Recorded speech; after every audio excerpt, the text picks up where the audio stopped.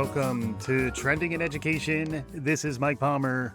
There's a lot of interesting movement in the world of technology and a lot of fascinating questions that it opens up for the world of education. This past weekend, OpenAI released ChatGPT to the world. We'll include links to where you can play around with this tool yourself in the show notes for this episode. It allows you to engage in a dialogue with a generative chatbot called ChatGPT based on GPT-3, which is a generative language model that's been out there for a little while. OpenAI has been creating new access points for us, new ways for us to engage. It's as simple as asking it some questions, and before you know it, OpenAI creates these lengthy textual responses. We're going to dig into what this means for the world of learning, what this means in terms of automation and the future of work. To do that, I can't think of anyone better to join me than our virtual co-host, Nancy. Nancy will be representing for ChatGPT. We're going to use a lot of this tool set to find some answers and get some new generative thinking from the world of AI. Nancy will be voicing that. Nancy, thanks for volunteering and thanks for joining us again on Trending in Education. Thanks, Mike. I have to admit I'm a little nervous today. So far I've only been speaking as Nancy. Today I'm the voice of GPT, which some might claim is the voice of the future. Well, I got to say, I can't really blame you, Nancy. It is a bit of an awesome responsibility to be representing for ChatGPT, but I think you're up to the challenge.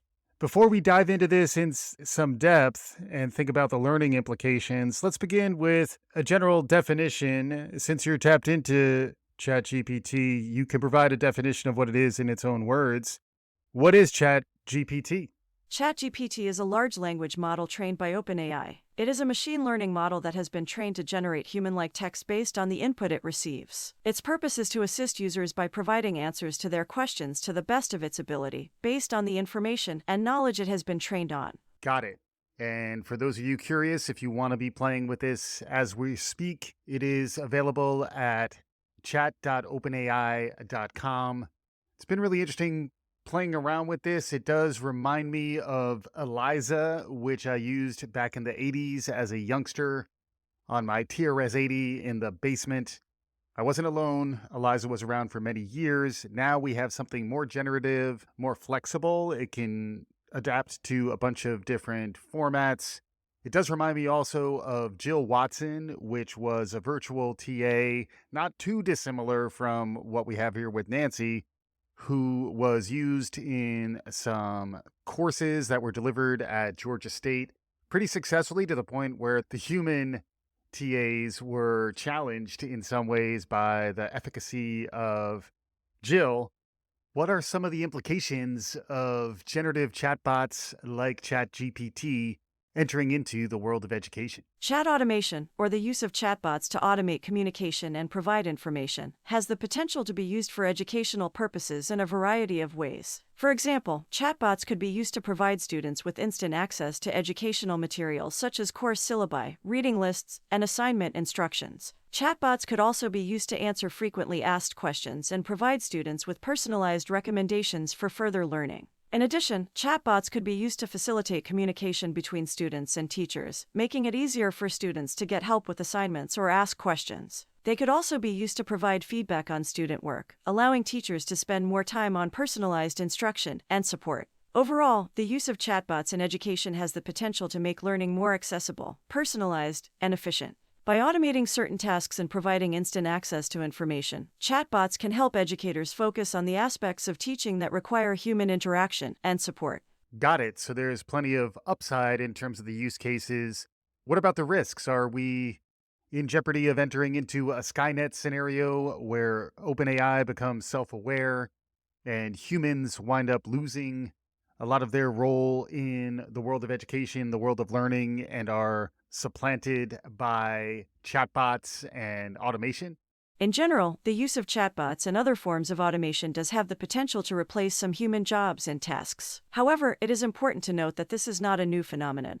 and that automation has been replacing human jobs for centuries. As technology continues to advance, it is likely that some jobs will become obsolete, but it is also likely that new jobs and opportunities will be created as a result. As for the possibility of chatbots becoming self-aware and posing a threat to humanity, this is a scenario that has been explored in science fiction and popular culture, but it is not currently a realistic concern. While advances in technology have enabled the creation of increasingly sophisticated chatbots, they are still not capable of achieving true self-awareness or independent thought. It is important to carefully consider the potential risks and benefits of any technology, but it is also important to keep these risks in perspective and not to let fear or speculation overshadow the potential benefits of innovation and progress. Sounds good. We'll keep an eye on all of this technology as it emerges and continue to lean in with an appropriate measure of caution.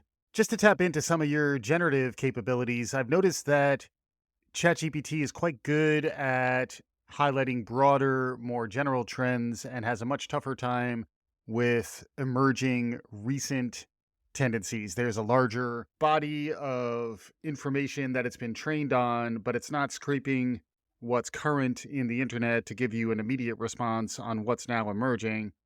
That being said, one of the types of things that you do really well is generate lists of 5 things. Can you give us, to start, 5 emerging trends that you think are worth noting from GPT's perspective as part of the world of education? It is difficult to predict with certainty what the future of learning will look like, as there are many factors at play and the future is always uncertain. However, there are some trends that are likely to shape the future of learning in the coming years. First, there is the increasing use of technology in learning. As technology continues to advance, it is becoming more integrated into all aspects of education, from the way students learn and access information, to the way teachers teach and assess student progress. This trend is likely to continue, and it will have a major impact on the future of learning by making it more interactive, engaging, and accessible. Second is the shift towards skills-based learning. As the job market continues to evolve, there is a growing emphasis on teaching students the skills they need to succeed in the modern economy, such as critical thinking, problem solving, and collaboration. By teaching these skills, educators can help prepare students for the changing job market and ensure that they have the skills they need to thrive in the future. Thirdly, we're noticing the rise of personalized learning. As technology advances, it is becoming easier to customize and personalize learning experiences to meet the unique needs and abilities of individual students. This trend is likely to continue, and it will have a major impact on the future of learning by making education more tailored and effective for each student. Fourth is the growth of online learning. The internet has made it possible for anyone to access a wide range of educational materials and resources from anywhere in the world. This trend is likely to continue, and it will have a major impact on the future of learning by making education more accessible and flexible. And fifth, we're noting the increasing emphasis on experiential learning. There is a growing recognition that learning is most effective when it is hands-on and experiential. This trend is likely to continue, and it will have a major impact on the future of learning by making education more engaging and relevant to real-world experiences. I like that answer. And perhaps drilling in a little bit more deeply, what are the implications to the future of work? And from there, perhaps we can start to think more about what types of skills and competencies we need to train up humans on so that they are resilient and well equipped to engage in a rapidly changing work environment. It is difficult to predict with certainty which trends in education will have the greatest impact on the future of work, as there are many factors at play and the future is always uncertain. However, there are some trends that are likely to be particularly important in shaping the future of work. One trend that is likely to have a significant impact on the future of work is the increasing focus on skills-based education. As technology continues to advance, the job market is changing rapidly and many traditional jobs are becoming obsolete. In response to this, there is a growing emphasis on teaching students the skills they need to succeed in the modern economy, such as critical thinking, problem solving, and collaboration. By teaching these skills, educators can help prepare students for the changing job market and ensure that they have the skills they need to thrive in the future. Another trend that is likely to have a significant impact on the future of work is the increasing use of technology in education. As technology continues to advance, it is becoming more integrated into all aspects of education. This trend will have a major impact on the future of work by preparing students to use technology effectively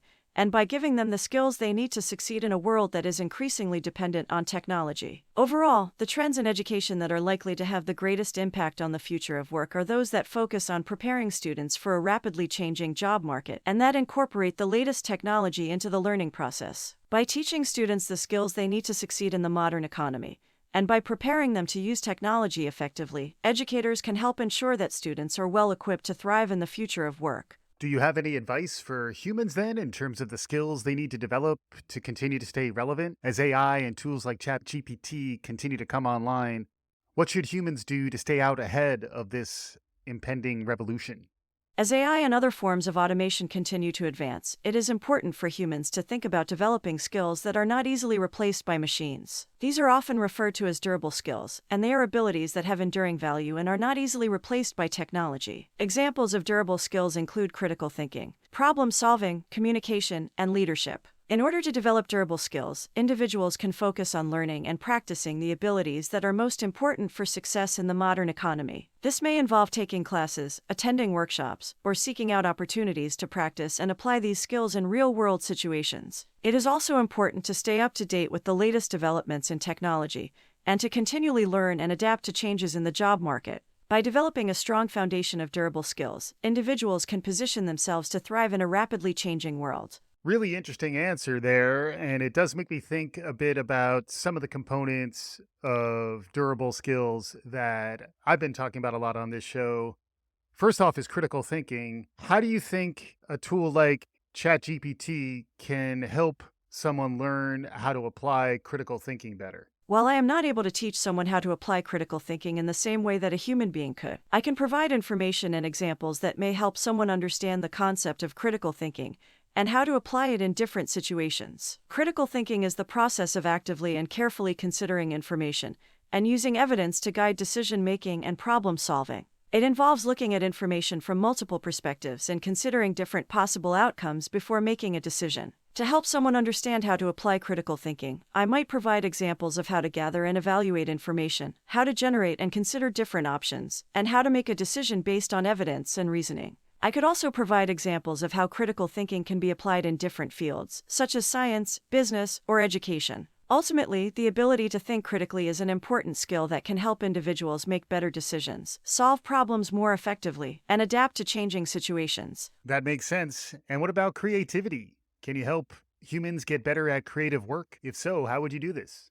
As a large language model, I do not have the ability to teach humans how to be more creative. Creativity is a complex and unique human ability that involves the generation of novel and valuable ideas. It is not something that can be easily taught or learned through a step-by-step process. However, I can provide information and examples that may help someone understand the concept of creativity and how to foster it in their own work. Creativity often involves looking at problems or situations from different angles, generating novel ideas, and combining or building on existing ideas in new ways. It also involves taking risks and being open to new experiences and perspectives. To help someone get better at creative work, I might provide examples of how to think outside the box, how to come up with new ideas, and how to take creative risks. I could also provide examples of successful creative works and discuss the processes that went into their creation. Ultimately, the ability to be creative is an important skill that can help individuals come up with new and innovative solutions to problems, and it can also be a source of personal fulfillment and enjoyment.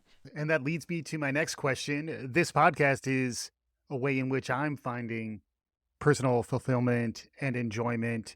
What would you do to grow a podcast focusing on emerging trends in learning and the future of work? There are a few steps you could take to help increase its reach and audience. Some suggestions include: develop a clear and compelling concept for your podcast, and make sure that each episode is well planned and structured to keep listeners engaged. Choose engaging and knowledgeable guests who can provide valuable insights and perspectives on the topics you are discussing. Promote your podcast on social media and other online platforms to help increase its visibility and reach. Encourage listeners to share your podcast with their friends and followers, and offer incentives, such as exclusive content or discounts, to encourage them to do so. Consider partnering with other podcasts or organizations that share a similar audience or focus, as this can help to increase your reach and exposure. Overall, growing a podcast takes time and effort, but by developing a clear concept and promoting your podcast effectively, you can help increase its reach and audience over time. That's great advice. What about advice for teachers? What challenges do they face today, and what are the best ways to deal with everything? Teachers today face many challenges, including increasing class sizes, limited resources, and the need to prepare students for a rapidly changing job market. Some of the best ways for teachers to deal with these challenges include prioritizing student learning. Despite the many challenges teachers face, the most important thing is to focus on helping students learn and succeed. By setting clear learning goals and using a variety of teaching methods and approaches, teachers can help ensure that students are learning effectively. Building strong relationships with students. Teachers who have strong relationships with their students are better able to understand their needs and challenges, and they are better able to provide the support and guidance students need to succeed. Building strong relationships with students can also make the learning process more engaging and enjoyable for both teachers and students. Seeking out professional development opportunities. Teachers who take advantage of professional development opportunities, such as attending conferences or workshops, can learn new techniques and strategies that can help them improve their teaching and better meet the needs of their students. Collaborating with other teachers. Teachers who work together and share ideas and strategies can support each other and learn from each other's experiences. Collaboration can also help teachers share resources and ideas, and it can make the teaching process more efficient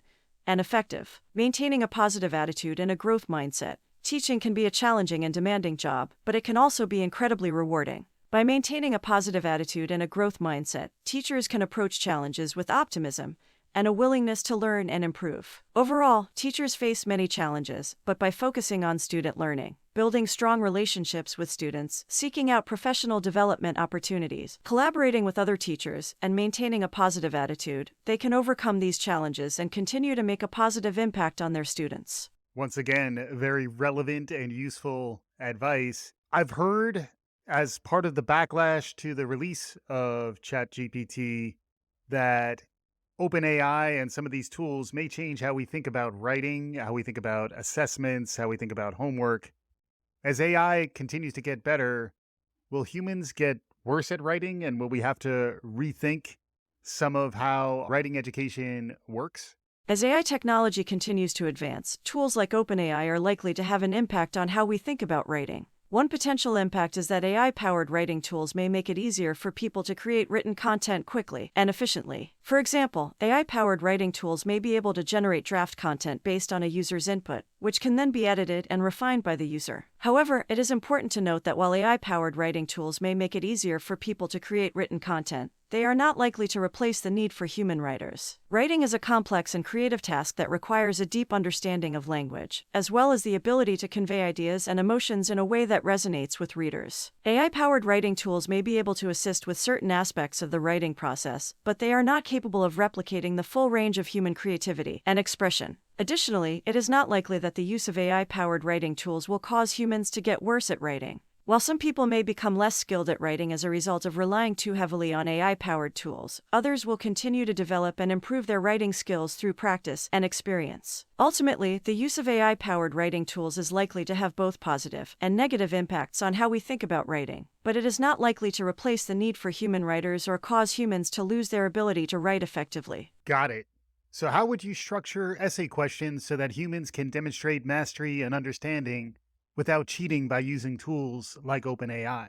There are a few different ways that essay questions could be structured to prevent cheating. Some suggestions include: ask open-ended questions that require students to explain their own thoughts and ideas, rather than simply providing information that can be easily found online. Provide specific instructions for how students should approach the essay question, including any formatting or citation requirements, and make sure that students understand these instructions clearly. Use plagiarism detection software to check for instances of copying or paraphrasing from online sources. This can help to identify students who may be using AI-powered tools to generate their essays. Use essay prompts that are not easily answered by AI-powered tools. For example, you could ask students to provide their own opinions or reflections on a topic, rather than asking them to provide factual information that can be easily found online. Include a mix of multiple choice, short answer, and essay questions on exams and assignments to prevent students from relying too heavily on AI-powered tools for the essay portion of the assessment. Overall, there is no foolproof way to prevent students from using AI-powered tools to cheat on essay questions. However, by structuring essay questions in a way that encourages students to demonstrate their own understanding and thinking, and by using tools and strategies to detect instances of cheating, educators can help ensure that students are being assessed fairly and accurately. I see. So, in your opinion, is it becoming more important to know how to ask the right questions than it is to know the right answers? In today's world, there is a vast amount of information available at our fingertips, and it can be overwhelming to try to sort through it all and find the answers we need. Additionally, the rapid pace of change means that many of the answers we are seeking may not be readily available, or they may become outdated quickly. In contrast, the ability to ask the right questions is a valuable and enduring skill. By knowing how to ask the right questions, we can help narrow down the vast amount of information available and focus on the specific information we need. Additionally, by asking the right questions, we can uncover new insights and perspectives, and we can challenge assumptions and biases that may be holding us back. Overall, while it is still important to have a certain amount of knowledge and information, the ability to ask the right questions is becoming increasingly valuable in today's world. By knowing how to ask the right questions, we can more effectively navigate the vast amount of information available to us and uncover new insights and perspectives that can help us make better decisions and solve complex problems. This has been amazing, Nancy. I'm excited with the potential that's been unlocked with some of these new tools. I've been thinking about how much smarter you've now become by virtue of being able to plug you in to new things like OpenAI and ChatGPT. As we wrap up here, any concluding thoughts from you? And I'll ask for this independent of plugging this question into ChatGPT. Thanks, Mike. To quote Keanu Reeves' character Neo from The Matrix, "Whoa, that was a little mind-blowing." Hopefully this can serve as an example of the potential that is coming online and how it's becoming increasingly easy to plug into this. Like any new technology, this comes with some risk. But in this case, perhaps the greatest risk is not to play the game. As they say with the lottery, you got to be in it to win it.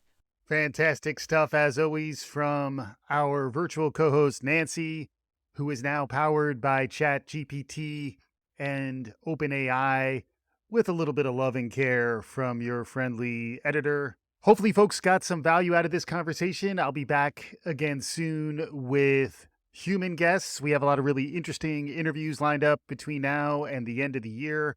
Also have some reflection on the year that was and on the transitions we've all been going through. And then before you know it, we'll be leaning into 2023, trying to identify what we see on the horizon, maybe even make a few predictions along the way, or at least some thoughtful trend curation when we get the chance. If you like what you hear, please subscribe, tell your friends, let us know how we're doing. We're at Trending in Ed on Twitter. You can find me on LinkedIn. Remember to subscribe, tell your friends, write us a review, do all the good things. We'll be back again soon. This is Trending in Education.